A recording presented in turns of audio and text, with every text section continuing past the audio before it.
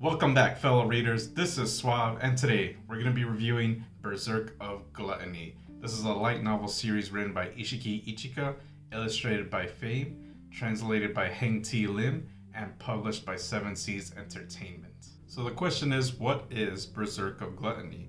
Berserk of Gluttony is an adventure fantasy series, and it takes place in a world that has RPG elements, but it's not necessarily an RPG game of sorts. It's not an isekai where someone is being reincarnated into a game, and it's not a virtual reality MMO either.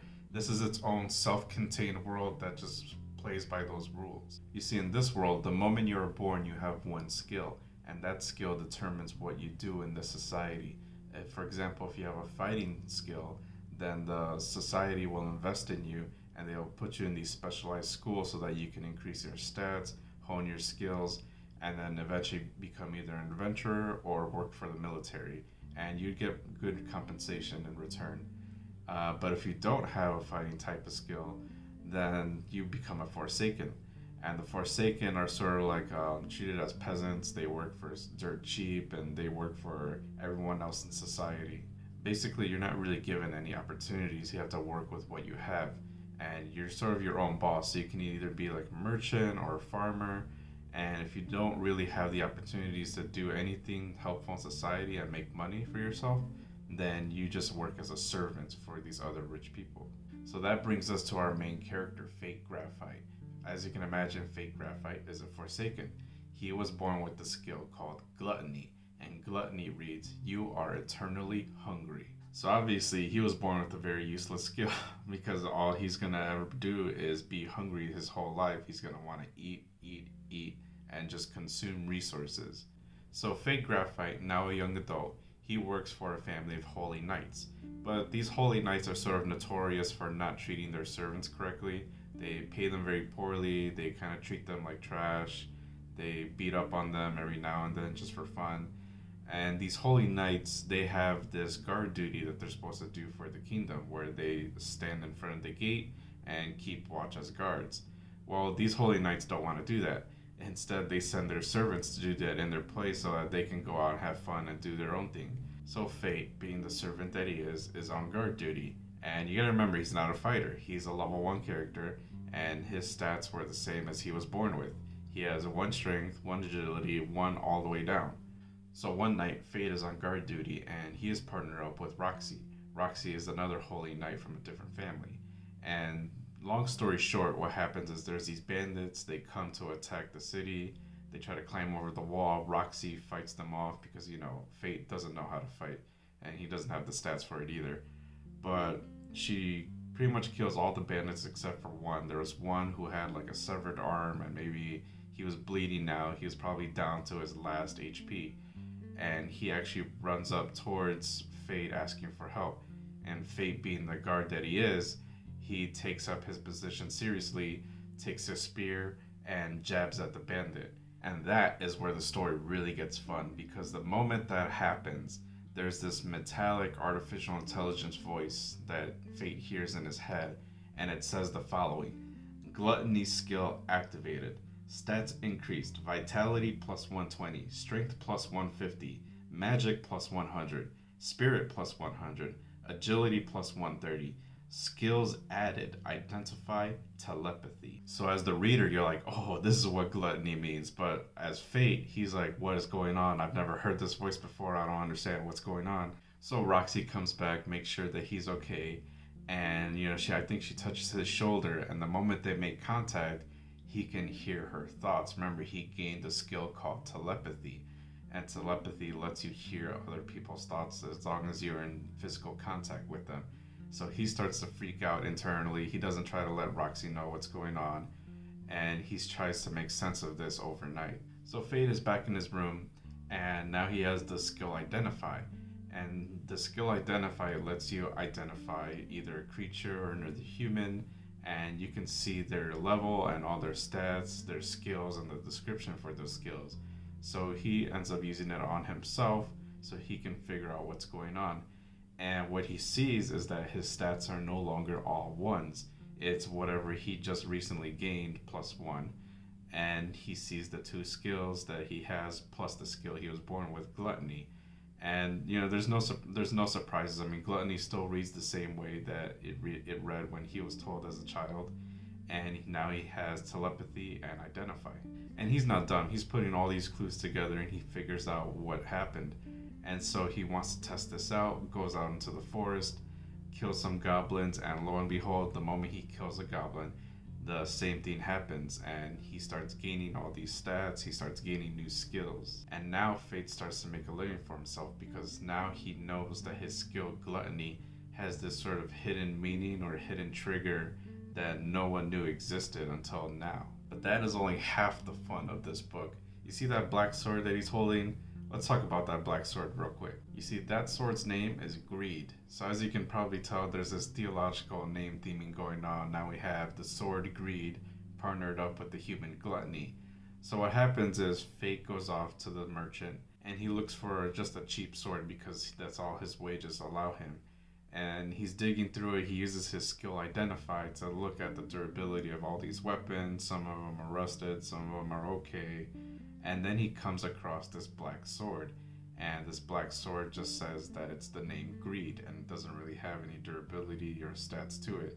And so he picks it up, not knowing what it is, and all of a sudden this sword talks to him, because remember, he has telepathy. Whatever he touches, he can read its thoughts. And so Greed is sort of like this dark entity that's residing within the sword, or just takes shape of a sword. And so the first thing Greed tells Fate is, "By me, you will not regret it." And that's exactly what he does. So at first, Fate just thinks this is just a creepy sword that maybe just has a haunted spirit, and this guy just wants to talk to me. But he's a pretty strong sword, and he doesn't lose any durability, so I'm going to keep him. And after a long series of events, Fate eventually reaches a huge milestone in its stats. And the moment that happens, Greed sort of becomes alert. And the moment that happens, Greed tells him that he can start to awaken him. And what Fate is sort of confused as to what this means, and Greed is telling him, "Look, you've reached this many stats. As long as you sacrifice those stats and you can awaken me, I can become stronger for you. But you have to make the choice now. You can either sacrifice those stats and awaken me, or you have to relinquish me." And so Fate doesn't really understand what's going on, but he doesn't want to get rid of Greed either. So he agrees to it, and the moment that happens, all of his stats that he's gained prior to receiving Greed were immediately sacrificed, and Greed consumed those stats. And so now Greed can change into a new form. Now instead of being a sword, he can also shapeshift into a bow. And this bow has different uses than from what a sword would have. It has its own advantages and its own disadvantages. And so that's where the story really starts to pick up, because now you have this internal struggle where Fate wants to get stronger and he wants to be this powerful being, but at the same time he wants to obtain more power with Greed. And in order to do that, he has to sacrifice his stats and start all over.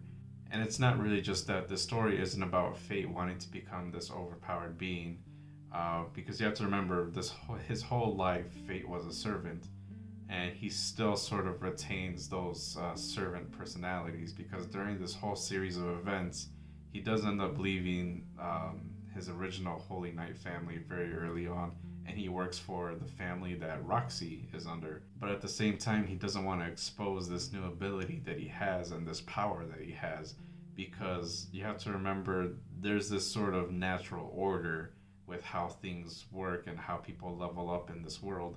And Fate sort of disrupts that order. People wouldn't accept what he does. People would probably shun him, and he would be banned from the kingdom. And he doesn't want to live a life like that. He would rather live a life as a servant under Roxy, because he knows Roxy will treat him well, and he has a pretty easygoing life. While at the same time, he has this internal conflict with his hunger, because remember, Gluttony says you are eternally hungry. And what he finds out is that after he kills enough of a certain type of creature, that his appetite no longer craves that creature. It's sort of bored of it. So he needs to keep looking for things that are stronger. And this is how our story progresses. You have Fate, who wants to be this good citizen, use his newfound power to do good for everybody in society, and make sure that the people who do wrong pay very dearly. Then you have him wanting to make sure Roxy succeeds and protect her from any political intrigue that he might find in the background. And he also has to satisfy his eternal hunger by killing strong creatures. And while doing all those things, he wants to make sure that nobody finds out about him and his new power.